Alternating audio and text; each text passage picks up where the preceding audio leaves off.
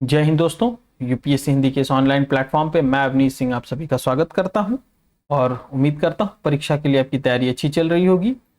आइए हम अपने ज्योग्राफी की आज क्लास 16th देखते हैं। कौन सी क्लास? क्लास 16th, 16वीं क्लास है। लगभग हम लोगों ने 450 प्रश्न कवर कर लिए हिस्ट्री के 15-15 मिनट 20-20 मिनट देख करके। तो ये एड ऑन्स है हमारे एग्जाम्स में। और दूसरी चीज कि आज से हम लोग थोड़ा थोड़ा सीसैट वाला भी हिस्सा देखते चलेंगे। सीसैट वाला भी हिस्सा देखते चलेंगे, कभी उसमें मैथमेटिक्स, कभी रीजनिंग, कभी हिंदी, ऐसे कर करके हम लोग इतना कम से कम थोड़ा थोड़ा 2-2 मिनट करके कर लें कि सीसैट हमारा ना रुक जाए। राइट, हम लोग हर वीडियो के लास्ट में कुछ ना कुछ सीसैट का जरूर देखेंगे 1-2 मिनट में। चलिए स्टार्ट करते हैं हम लोग अपना वीडियो लेक्चर, नहीं तो आप लोगों का कीमती समय जो है वो जाया होने लगता है थोड़े ही समय में। चलिए, महाविभास सूत्र के रचनाकार कौन है? महाविभास सूत्र के रचनाकार कौन है? तो कौन है महाविभास सूत्र के रचनाकार? वसुमित्र हैं। कौन है? वसुमित्र हैं। महाविभास सूत्र के रचनाकार वसुमित्र हैं। इसे क्या कहा जाता है? बौद्ध धर्म का विश्वकोश। क्या कहा जाता है? बौद्ध धर्म का विश्वकोश कहा जाता है। राइट, इसे बौद्ध धर्म का विश्वकोश कहा जाता है। अच्छा, कभी पूछ ले आपको कि बौद्धों का रामायण किसे कहा जाता है? बौद्धों का रामायण किसे कहा जाता है? तो किसे कहा जाता है? बुद्ध चरित को। बुद्ध चरित को क्या कहा जाता है? बौद्धों का रामायण। राइट, किसने लिखा था उसे? किसने इसकी रचना की थी? बुद्ध चरित की रचना किसने की थी? अश्वघोष। किसने की थी? अश्वघोष ने की थी। किसने की थी? अश्वघोष ने की थी। राइट, नेक्स्ट चले, बौद्धों का रामायण किसे कहा जाता है? ये आप लोगों को बता दिया गया। चलते हैं अपने नेक्स्ट क्वेश्चन पे। वसुमित्र किसके दरबार की विभूति थे? यानी किसके दरबार को सुशोभित करते थे? तो आपको आंसर यहां पता चल गया, कनिष्क को। किसको? कनिष्क को। लेकिन इनके अलावा भी हम देख लें अगर, कि इनके अलावा जो है कनिष्क, वसुमित्र जो है कनिष्क के दरबार में थे, लेकिन वसुमित्र के अलावा कौन कौन थे? तो कौन था? पार्श्व। कौन थे? पार्श्व, नागार्जुन। नागार्जुन, राइट। फिर महाचेत, महाचेत, और फिर संघर्ष। कौन था? संघर्ष। तो ये सभी किसके दरबार को सुशोभित करते थे? कनिष्क के दरबार को।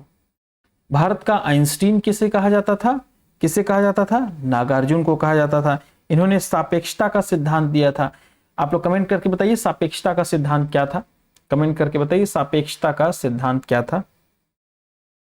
नेक्स्ट, मथुरा शैली एवं गांधार शैली जैसे कला का विकास किसके शासनकाल में हुआ? तो किसके शासनकाल में हुआ? कनिष्क के शासनकाल में हुआ। किसके शासनकाल में हुआ? कनिष्क के शासनकाल में हुआ। अच्छा, गांधार के लिए कौन सा जो है वो प्रसिद्ध था? कौन सा जो है, क्या कहते हैं, विद्यालय कह लीजिए, या फिर जहां पे अध्ययन किया सभी लोगों ने? तो तक्षशिला। तक्षशिला, गांधार कला के लिए तक्षशिला। तक्षशिला जो है वो क्या था?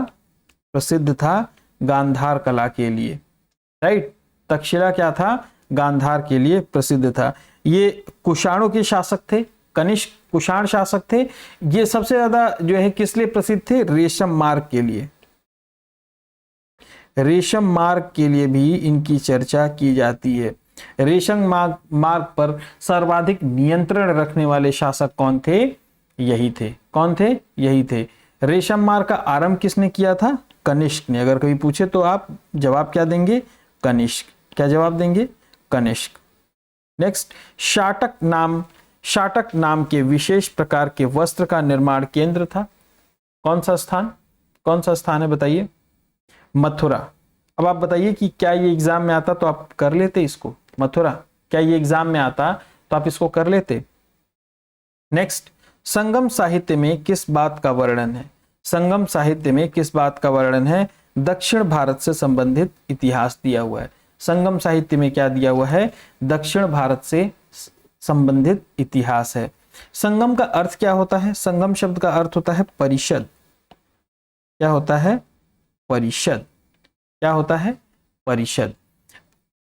नेक्स्ट, संगम साहित्य का संग्रह किस काल में हुआ? किस काल में हुआ? तो 300 ईसा पूर्व से लेकर 300 ईसदी तक। 300 ईसा पूर्व से लेकर के 300 ईसदी तक होता है। अब कभी पूछे किन राजाओं का इस समय काल किसका था? तो पांड्य राजा। पांड्य। किसका समय था? पांड्यों का समय काल था ये। नेक्स्ट, कुराल जो कि तमिल साहित्य है के लेखक कौन है? कुराल जो कि तमिल साहित्य है इसके लेखक कौन है? तिरुवल्लुवर है। कौन है? तिरुवल्लुवर। नेक्स्ट, तृतीय संगम का आयोजन किस स्थान पर हुआ? तृतीय संगम का आयोजन किस स्थान पर हुआ? मदुरा में हुआ। ये किसकी राजधानी थी? पांड्यों की। ये रही मदुरई। तो पांड कहां है? दक्षिण पूर्वी हिस्से में पांड्य हैं। उसके बाद चोल जो है वो उत्तर पूर्वी हिस्से में है। मतलब ये दक्षिण पूर्वी का मतलब अगर दक्षिण की बात करें तो पांड्यों के उत्तर में है ये, और ये उत्तर पश्चिम में चेर है। अगर पांड्यों से कंपैरिजन करके पूछा जाए तो दक्षिण के राज्य की तुलना की करके पूछी जाए तो, अगर अभी आपसे कभी पूछ ले, यदि कभी आपसे पूछ ले कि पहला संगम कहां हुआ, तो वो भी कहां हुआ? मदुरा में ही हुआ। पहला संगम भी कहां हुआ? मदुरा में ही हुआ। और दूसरा कहां पे हुआ था? कपाटपुरम। कहां पर हुआ था? कपाटपुरम में हुआ था। दूसरा कपाटपुरम में हुआ था। अगर पूछ ले कि इसके अध्यक्ष कौन थे द्वितीय संगम के, तो पहले और दूसरे के अगस्त्य ऋषि थे। पहले और दूसरे संगम के अगस्त्य ऋषि थे, और तीसरे के कौन थे? नक्कीरर। तीसरे के कौन थे? नक्कीरर। अच्छा, कभी आपसे अगर प्रश्न पूछ लिया जाए कि जो तोल्काप्पियम ग्रंथ हुई थी उसकी रचना किस संगम के दौरान हुई थी? तो द्वितीय संगम के दौरान। तोल्काप्पियम जो ग्रंथ है उसकी रचना द्वितीय संगम के दौरान हुई थी। नेक्स्ट, कवियों और विद्वानों की परिषद के लिए संगम नाम का प्रयोग सर्वप्रथम किसने किया? कवियों और विद्वानों की परिषद के लिए संगम नाम का प्रयोग सर्वप्रथम किसने किया? तो किसने किया? तिरुनाबुक्कर्षु। किसने किया? तिरुनाबुक्कर्षु ने किया। ये नाम बहुत इंपॉर्टेंट है, टफ है, लेकिन आप इसको याद रखें। राइट। अशोक के अभिलेखों में संगम काल के किन 3 राज्यों के बारे में बताया गया है? कौन कौन से 3 राज्य हैं? चेर, चोल, पांड्य। चेर इधर है, चोल इधर है, और पांड्य इधर है। चेर, चोल, पांड्य। नेक्स्ट, प्रश्न नंबर 13 हमारा है। ये क्या कह रहा है? हाथी गुम्फा अभिलेख में तमिल के किस राज्य का उल्लेख है? हाथी गुम्फा अभिलेख ये रहा। तो पूछ रहा है हाथी गुम्फा अभिलेख में तमिल के किस राज्य का उल्लेख है? किसका है? कलिंग का।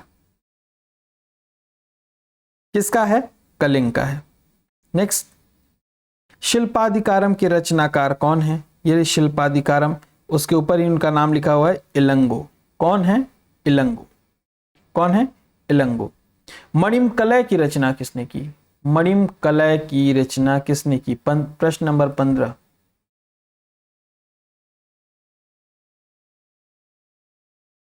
किसने की? शीतलय सत्तनार। किसने की? शीतलय सत्तनार। अच्छा, एक प्रश्न आपसे पूछूं कि शिल्पाधिकारम जो है वो इसका अर्थ क्या है? इसका अर्थ क्या है? मतलब क्या है शिल्पाधिकारम में? पायलों की गीत। शिल्पाधिकारम शब्द का अर्थ क्या है? पायलों का गीत। इसमें कितने सर्ग हैं? कभी पूछ दे कितने सर्ग हैं, तो 30 सर्ग हैं। कितने सर्ग हैं? 30 सर्ग हैं। कुल 3 खंड हैं इसमें। 3 खंड हैं इसमें। 3 खंड हैं। और इसका जो मतलब विषय है वो बौद्धों से संबंधित है। वो क्या है? बौद्ध रुझान की तरफ है। इसका रुझान किधर है? बौद्धों की तरफ है। अच्छा, इसमें कहीं पूछ दे कि क्या इसका विषय क्या है, व्यक्तिगत रूप से इसका विषय क्या है, तो क्या है? एक राजा थे कावेरी पट्टनम के, कहां के? कावेरी पट्टनम के एक राजा थे कोवलन।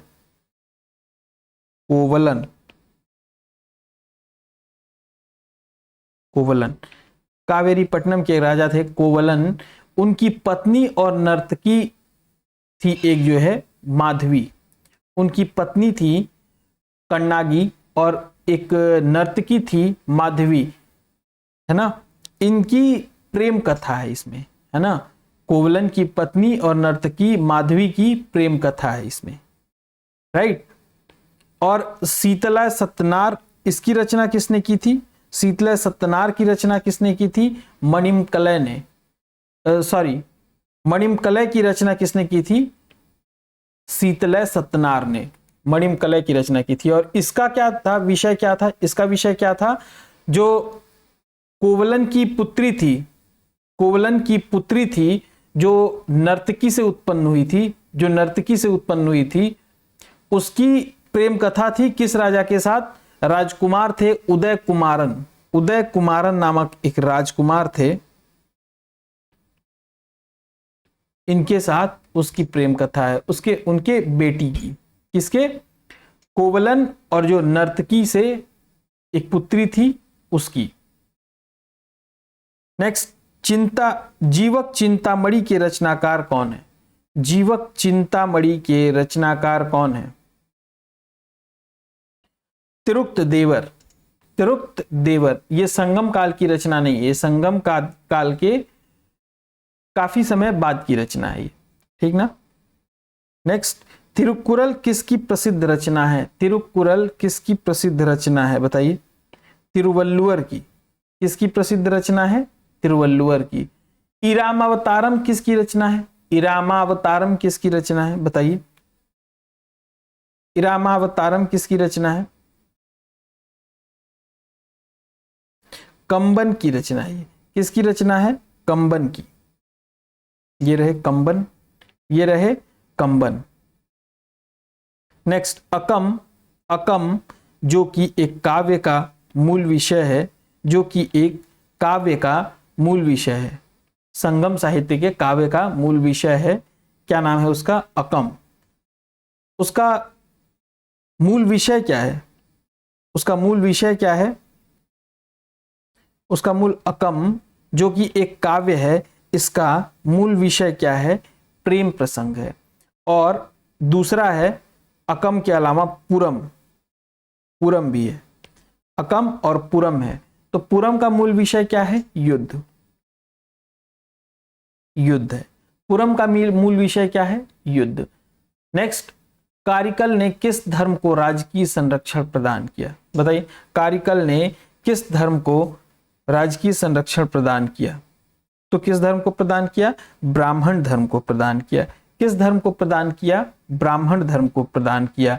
ये संगम युगीन राज्यों में सर्वाधिक शक्तिशाली जो है शासक था ये, है ना। सर्वाधिक शक्तिशाली, सबसे प्रतापी शासक था ये कारिकल। कारिकल जो था वो सर्वाधिक शक्तिशाली राजा था, है ना।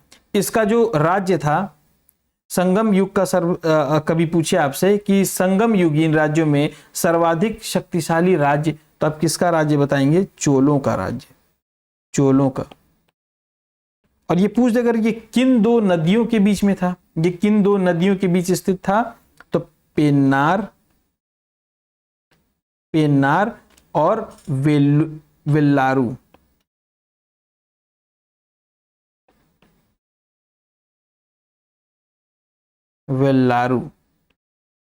पेन्नार और वेल्लारू। पेन्नार और वेल्लारू के बीच में था ये चोलों का जो साम्राज्य था। नेक्स्ट आइए हम लोग देख लेते हैं सीसैट का जल्दी। विलोम शब्द पूछता है ना सीसैट में, तो आभ्यंतर का क्या हो जाएगा? बाह्य। अठाना का क्या हो जाएगा? उगाना। ये वो हैं जो जल्दी याद नहीं होते हैं, उनको मैंने यहां पे सेलेक्ट किया है। अभ्यंतर, बाह्य, अठाना का पुगाना, सूत्रपात का उपसंहार, गौरव का लाघव। गौरव का क्या है? लाघव। तो ये आपके 4-4, 5-5 विलोम शब्द हम लोग याद करते चलेंगे, कभी कुछ रीजनिंग, ताकि अगर हम लोग हर सब्जेक्ट से लगभग अगर 150-200 प्रश्न भी कवर कर लिए हम लोग, तो सीसैट रुकने की संभावना बहुत कम हो जाएगी। नहीं रुकेगा सीसैट। कहाँ हिंदी, उसमें जो पैराग्राफ आता है उसके आंसर उसी में होते हैं, तो 10 क्वेश्चन तो सीधे सीधे वहीं से मिल जाते हैं। बाकी इंग्लिश का 2-4 क्वेश्चन बहुत इजी रहता है, बाकी आपको 10-15 और करने हैं तो बहुत आसानी से हो जाएंगे अगर आप इतना प्रैक्टिस कर लेंगे। तो आज के लिए इतना ही। बाकी लाइक जरूर कर दिया कीजिए, आप लोग इतना मेहनत से बनाता हूं आप लोगों के लिए, और कमेंट करके बताइए ये नया इनिशिएटिव आप लोगों को कैसा लगा। जय हिंद।